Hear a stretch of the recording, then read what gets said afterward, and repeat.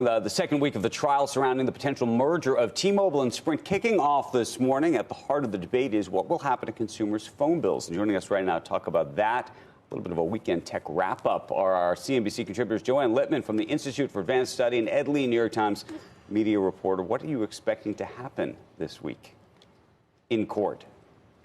I mean, well, now they're getting into the defense side. They're presenting their arguments. You know what? So when you're refereeing the judge on the sidelines you never win, right? You're never going to figure out exactly which way it's going to go.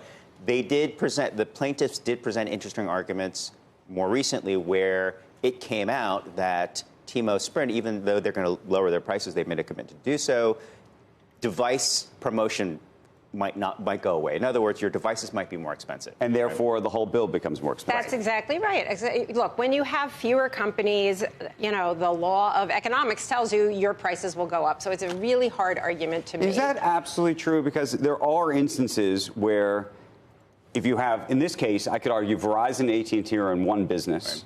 Right. And you could argue that T-Mobile and Sprint are in, effectively, another business in terms of even the kind of consumers that they're trying to cater to. And part of the issue is that there's not been enough competition, or at least the argument is there hasn't been enough competition on AT&T and Verizon. Well, I think... And is this going to give you more competition for those two? I mean, I think that's the real question. Look, do you first of all, do we know of anyone who's really happy with their cell phone service? Do we? I mean... I'm on Verizon at the moment, and I'm not so unhappy. You're not complaining? I want you to know, I'm not so unhappy. So there is an argument to be made on the other side. I wish it was cheaper, but we all wish everything was cheaper. Everything could be cheaper. The thing is, cell phone bills actually have gone down a little bit in the last few years, largely because of saturation in the market, right? T-Mobile, Verizon, Sprint, these guys, AT&T, they've just been sort of stealing market share away from each other. Wait, someone gets a bill? Someone gets a bill. There's a bill. Involved. Yeah, you probably get.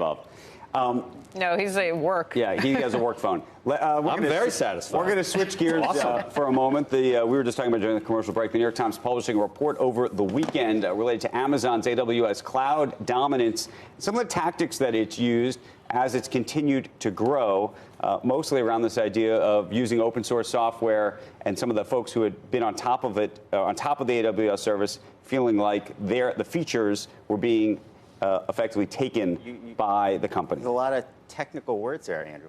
What are you talking about? Open source, and I know exactly what you're talking about. So open source being open source software. It's for free. It's used for developers can tap into it, can adjust it even for their own needs.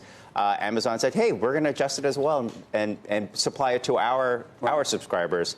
It's an interesting argument. I think it's a little hard argument to make when you're talking about open source software, right? Well, are you really stealing the software that's meant to be stolen? It's interesting because there are merchants on top of Amazon. We were talking about this in the retail world, right? And they get very upset when one of their products is copied by Amazon and then it's sold. I get that, and I am very sympathetic to that. In the open source world, the whole point of open source was to take on the big guys, but effectively open source was meant to be copied. That was the whole idea. Now you have the big guys actually copy. Nobody ever thought that an Amazon or a Microsoft would start using open source software, but they are. So to me, there's actually a more interesting almost development here, which is should they be? Does the model of open source need to fundamentally change, or do you think it really is an antitrust issue? Oh, I think that it's worth looking at as an antitrust issue because of the very question that you're raising, right? And this is, as you point out, this is part of the Amazon playbook, and it has been from the start. We've seen it with products where they have Amazon Basics, where they know exactly what's popular. They have much better insight into how people are using their products. And so on batteries, I 100% agree with you. Yes.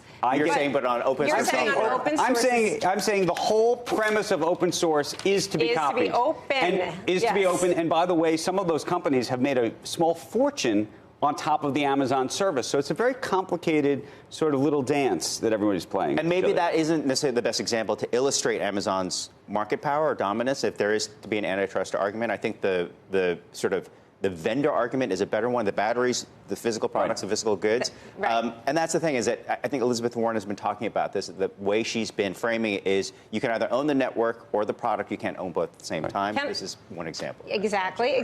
But can I just bring in like a little? We got to go. We're out of time. Oh my God, come on. We have props, I think, right? You have props? I have props. I want to show you some historical perspective. Today's Journal? This is the Wall Street Journal from 1998. Oh my this God. is a cover story by Becky Quick.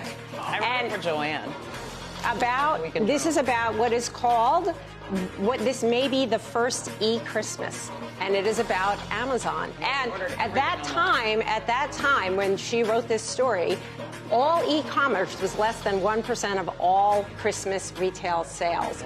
And in the story, there's questions. She has a how-to guide on how to buy things on Amazon. You know what? I should read that now. That's actually good. What was it, 20 years ago? But what is remarkable is this is 1998. Is this all true? You can do all this? That in 1998, when Becky wrote this amazing story in 1998, but what's really interesting is it wasn't that long afterward that Amazon actually got into cloud computing, that Amazon started ripping off products.